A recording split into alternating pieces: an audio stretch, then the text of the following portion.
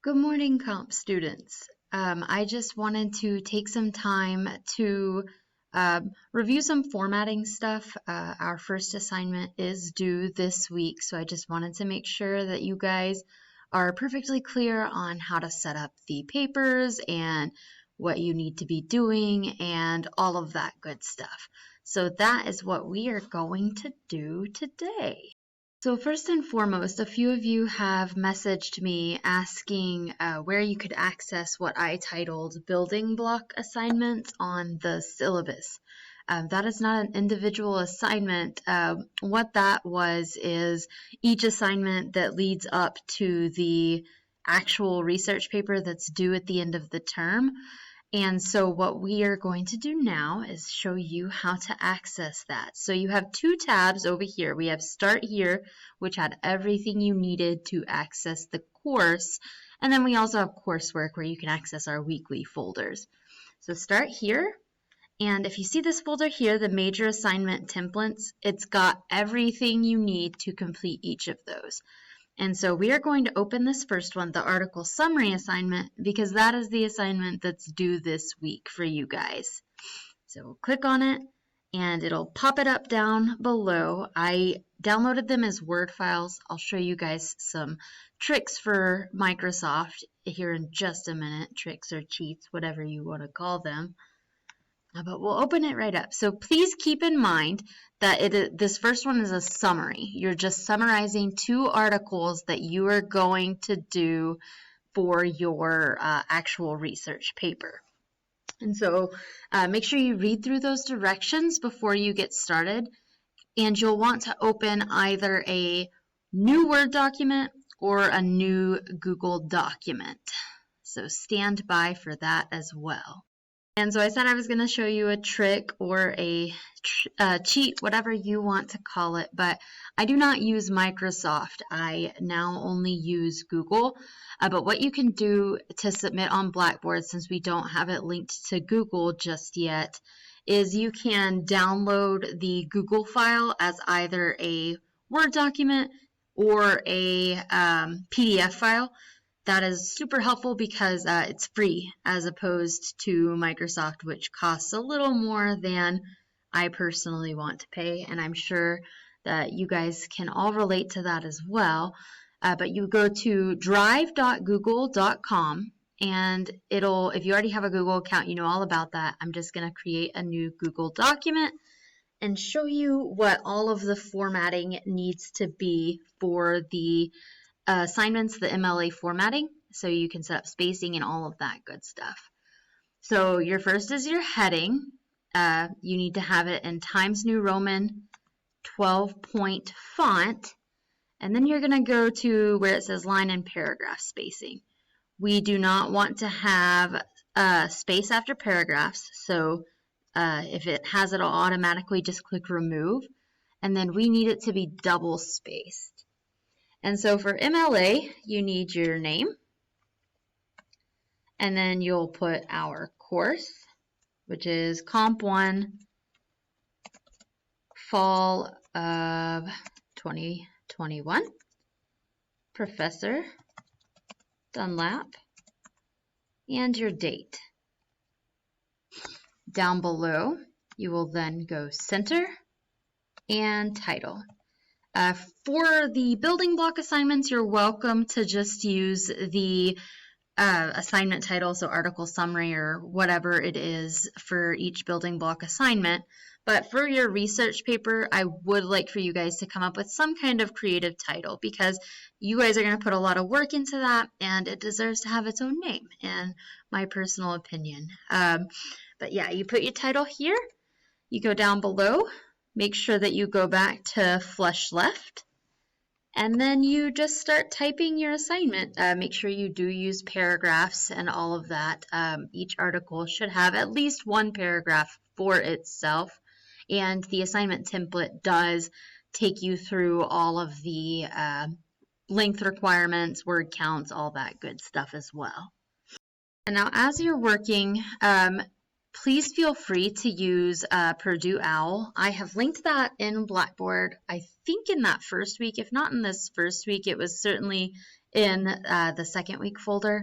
But Purdue OWL, if you just go to Google and type in Purdue OWL, you see I do it a lot, but Purdue OWL MLA citation, and it'll be this first one that pops up for you. And essentially what that is a free style guide.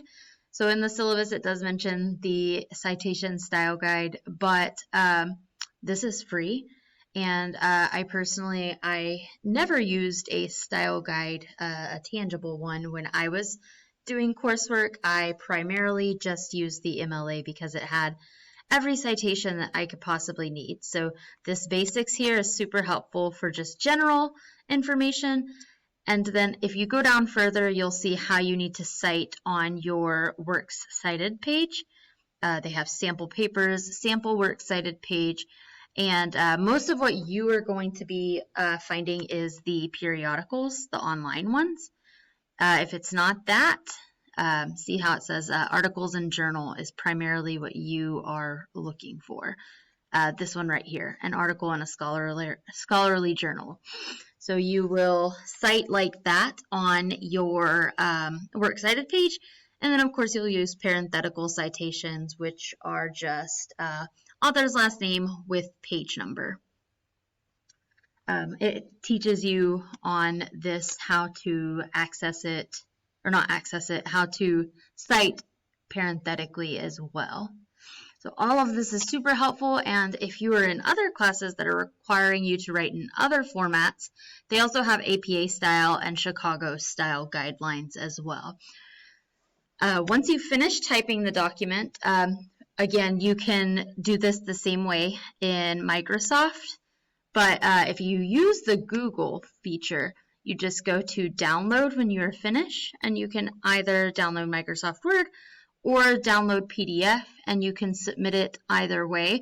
I do prefer you to submit with a Word document because I can then add comments to it, and you can see directly what those are related to, as opposed to me attaching a separate document with the rubric that walks you through all of that. So again, you just file, download, and either Microsoft or PDF, I do not care which, just make sure it gets submitted.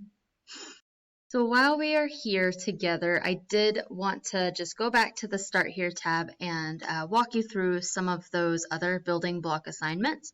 But that major assignment template folder, and our first one is the article summary, which is very simply just reading 2 articles and summarizing the content. And then the article analysis is just slightly different.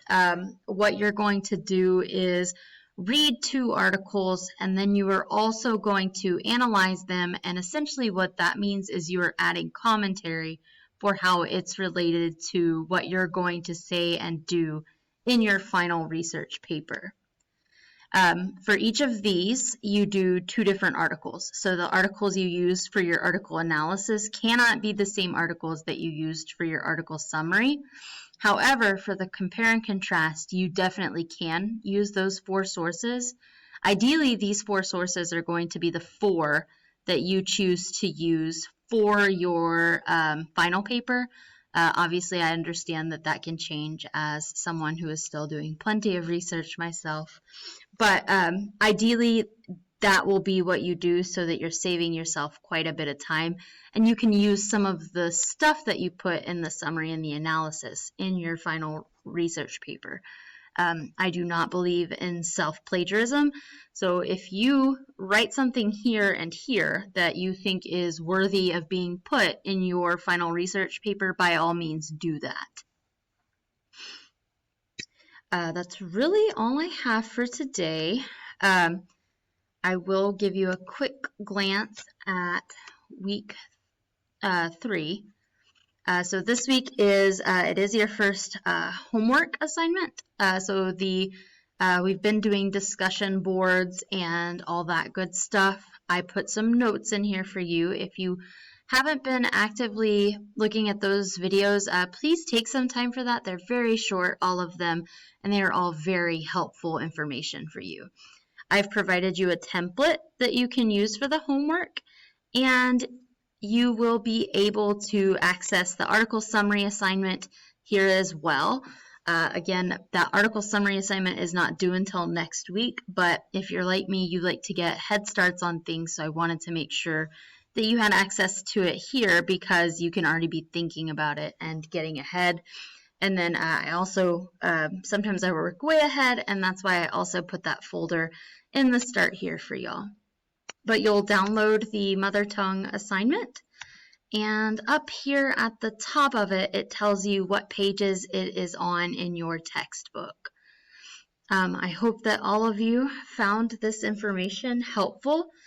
As always, if you have questions or just need some help or are confused about assignments or behind, just make sure you reach out to me. I'm always here to help, and I love hearing from my students. I hope you'll have a great week.